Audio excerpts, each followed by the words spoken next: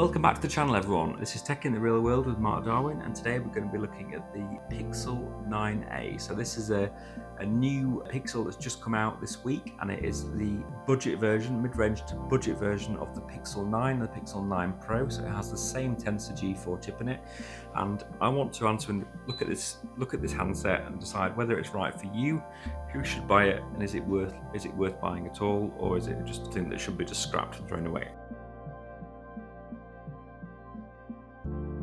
So I've had it for a few days now, and so far I am actually enjoying using it.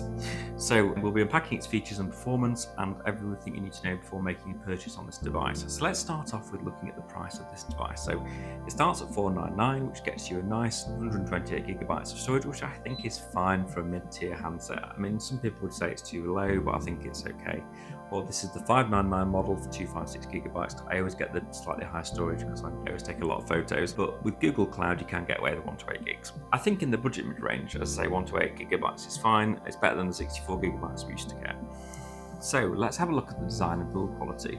So I probably should say this is just an initial review because I've only had it a few days, so this is just some initial thoughts on this handset. I did have a Pixel 9 Pro XL a few months ago and a Pixel 8 Pro before that as well, which I've both loved. So this isn't my first time in the Pixel territory. I have had Pixels before and I do love them. So the Pixel 9a is made from a sleek and minimalist design. It's made from aluminium with a nice brushed matte feel to it, and it's got a glass back, which is Corning's Gorilla Glass 3. So it's not top of the range. It's not the Victus 2 in the Pro series or the 9. So it's not going to be as durable as the more expensive handsets, but then it does cost a bit less money.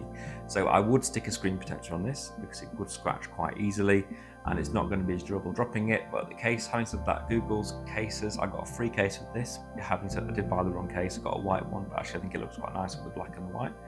And it just feels pretty protective, and it feels like if I did drop it, it would give it some protection because it lips around the screen quite nicely. So I do like Google's cases. I think they look really, really nice, and they're not too bad priced if you do have to buy one. So it comes in a couple of colours. So it comes in obsidian, it comes in iris, which is like a purple, and it comes in peony, which is pink, obviously, and it comes in porcelain, which is their white colour. So I did want the porcelain, but I ordered the black by mistake, but I don't mind the black. It looks pretty nice. So one thing that is nice on the design side of things is that Google are offering IP68 waterproofing and dustproofing on this phone across all ranges now. So right from the 9A all the way up to the Pro XL, which is really nice to see. Because that doesn't happen in all manufacturers, and it means that the phone is much more durable and much less likely to break if you drop it in water, and it does feel pretty durable and pretty well made. So I think now we've covered the durability, the design and the build quality of the phone, which is really, really nice. And one thing to mention actually is the camera on the back here, because we've got no camera bump. We've got a nice flat finish here. So one worry I had about this is, would this affect the camera quality? Because Pixels are known to have good quality cameras, because the Pixel 8a had really good cameras despite its budget offerings. So I've taken this out about, and I'll show you some sample shots. I think the camera's pretty good still. I think it lives up to its Pixel name. I don't think it's as good as the Pixel 9 Pro Pro model or the XL, but I think it's pretty good. And it's nice to have the option there of having a nice flat back on it rather than having a huge camera bump, which some people don't like. So I understand that the market this is aimed at. It looks really nice. It's very pixely designed, if I have to say. So the display on this, let's look at the display now. So the Pixel 9a comes with a 6.3-inch Super Actua OLED display, which is Google's term for their own display tech. And I love their Super Actua displays. I think they look great. It offers really vibrant colours. It looks deep blacks. Sadly, no LTPO technology, which means we're stuck with 60 Hz to 120 Hz refresh rate variability, which means at night, if you're sat in bed, you're not going to get able to knock it down to 1 Hz and have that nice really dim effect on the screen, which you can with the higher range models. So that's just something to bear in mind. You'll enjoy smooth scrolling and fluid experience because it goes up to 120 Hz, which is pretty good compared to the iPhone 16e, which is its main competitor, because that's a standard 60 Hz OLED panel. I'd say the panels are very similar actually to both of each other. Probably Google's pipped it to the post in terms of its quality. I think you get more for your money on the Pixel than you do on the iPhone, I think. So I think the iPhone 16e looks overpriced compared to the Pixel 9a, just in my opinion. But if you don't agree with me, get involved in the comments down below. So 2,700 nits of peak brightness, that would be plenty for the English summer, should it be sunny, which it probably won't be. It is for now, but it probably won't be.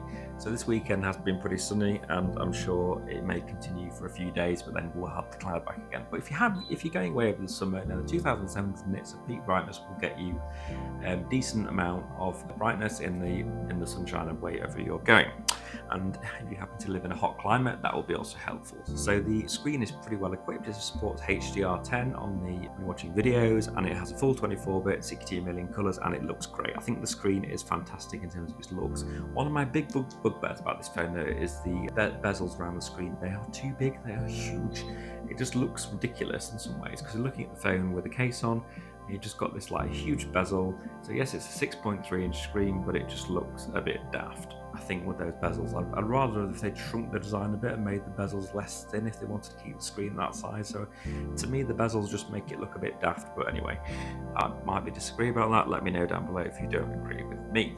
So I think we now look at performance. So one thing that's good about all, good or bad in some people's opinion, all Pixel lineup, including the 9As, it runs on Tensor G4 chip. So they don't downgrade the chip. So the chip is a standard G4 chip right across the range. So the performance is very similar to the 9 Pro. Run games on this like Genshin Impact and Wuthering Waves, and you can run them at high settings really well, which I was quite impressed about for a phone of this medium sort of price range. And it has only got 8GB of RAM, so performance wise it runs hot though. All Tensor chips run hot, and if you look at a Tensor chip at the higher end of the range, it's not classed as high performing, and a lot of people don't like the performance because it's a bit laggy with the camera, but it actually suits this phone pretty well and runs really nicely. So no problems there from a performance perspective. It performs really well. I think not having the 12 or 16GB of RAM that you get in the higher end models doesn't seem to make that much difference to me. So I don't know if it's because I'm not doing much AI stuff on it, but I'm going to try the AI features on it even more over the next week or so, and I'll drop in the review with my longer term thoughts later on. Software side of things, so we're running Android 15 out of the box, which is different to the original Pixel, which was Android 14 out of the box, which obviously it's now been upgraded. It's the most clean version of Android 15 you'll find on any phone. It's great, honestly, no bloatware. As Google's full suite of software, got the best AI features on any phone. I think it thrashes Apple AI out of the water, and it just runs really well with its photo editing AI stuff like Magic Eraser, the volume correction on videos, and taking out the background noise. It just works. On Gemini, Google Gemini is good on the phone. It integrates really well with it, and it also integrates with your Google smart home devices if you've got any. Like I've got a Nest doorbell, and it works really well with the doorbell. Other Android phones just don't seem to work as well with Google devices in the house, even though it's all Android based. But for me, I just like the clean version of Pixel's operating system. It's always been something I like, and that's really nice to be back. It feels like you're back home again in kind of a way after using other devices. So you get very similar AI camera editing features to other versions of the Pixels. You do lose out on some of them. You get the Add Me feature, which was the headline of the Pixel 9 Pro, but you do lose out on some of the other features, more like video boost. You don't get that because I think they're trying to differentiate between the Pro and the 9A, but I don't particularly miss that, so it doesn't really matter to me. Let's move on to the camera. So as I mentioned, the camera bumper is quite a lot smaller. So the standout feature of the camera is it is equipped with a 48 megapixel primary sensor and a 13 megapixel ultra wide lens. So no telephotos. You've got two cameras, a wide lens and an ultra wide lens. So if you're into telephotos, you're going to have to go for the 9 or the 9 Pro. But I like the 48 megapixel shooter on this. It's really nice. So it does have all the night modes on it. It has all the low light conditions, and it all seems to work fine. The lens isn't quite as big as it is on the other phones, so I don't know how it's going to perform over a long period of time, but we'll keep testing it. Additionally, the front camera is 13 megapixels, so it's quite a big drop over the bigger, more megapixels on the Pro and the 9, but it looks pretty good, and it's been fine so far for WhatsApp calls and FaceTime video calls and everything like that. Also, what surprised me is you get 4K 30 and 4K 60 on the rear cameras, which I was not expecting, because a lot of phones only drop it down to 4K 30 at this price range, but no HDR 10-bit unfortunately, and no HDR at all, so it's just 4K 30 and 4K 60, and it looks good. I think it's impressive at this price range, and it gives a nice 8x zoom on it, which is obviously going to be a digital zoom, so you do lose out on some quality. The main camera has optical image stabilization, but the ultra wide doesn't, so it's just something to bear in mind. There's less microphones, so the video audio quality is not going to be quite as good. So no video boost, we lose out on some of the features. Actually, I did notice in the specs that the Pixel 9a does get some new features that the Pixel 9 Pro don't have yet, which is auto frame and reimagine. So I haven't tried those out yet, and I don't know exactly what they are, but I don't know why that they've been missed out from the other Pixel range. Maybe they'll get added later on, I don't know. So in terms of battery life, in my few days of using it, it's been great. I've had no problems using the battery. It's a 5100 mAh battery, so it's quite a decent sized battery for the size phone.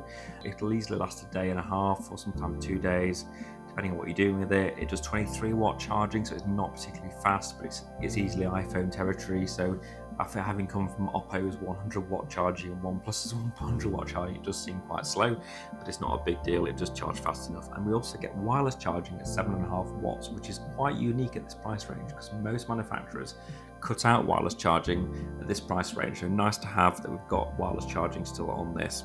Connectivity wise, you've got everything you would expect, but you haven't got Wi-Fi 7, you've got Wi-Fi 6E, and you've got a full 5G suite of connectivity. And I've noticed the signal has been fine everywhere I've used it. I've had no problems with it whatsoever.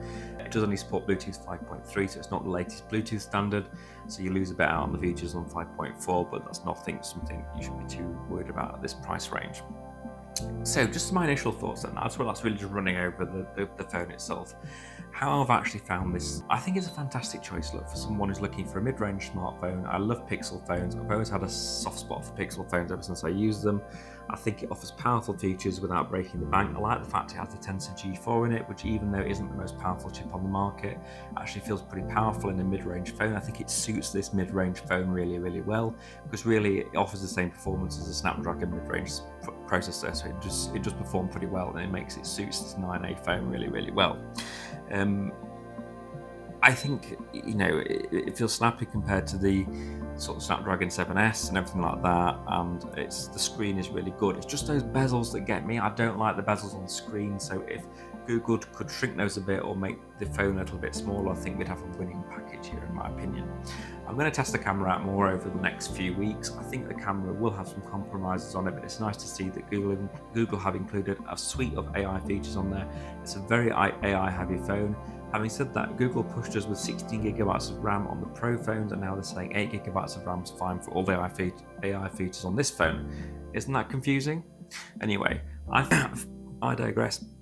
I think the phone's great, and I think so far it's running really well. So well done, Team Pixel, and I will keep testing the phone. It's got some lovely colours, and it will appeal to the student market, people who want a work phone or mid-range phone really, really well. And I think it's better than the iPhone 16e in my opinion, and it's more sensibly priced. So thank you for watching. I hope you've enjoyed the review. If you haven't, let me know why. Get involved in the comments down below. Are you going to buy one of these, or are you not? And would you buy the Pixel 9 or 9 Pro or 9 Pro XL or 9A? Let me know down below, and which one you prefer, or the Fold, which is a silly price but still a lovely phone. So thanks for watching. Please give me a thumbs up if you've enjoyed the video, and a like and a subscribe. I really appreciate it, guys, as it means the world to me. Thank you very much.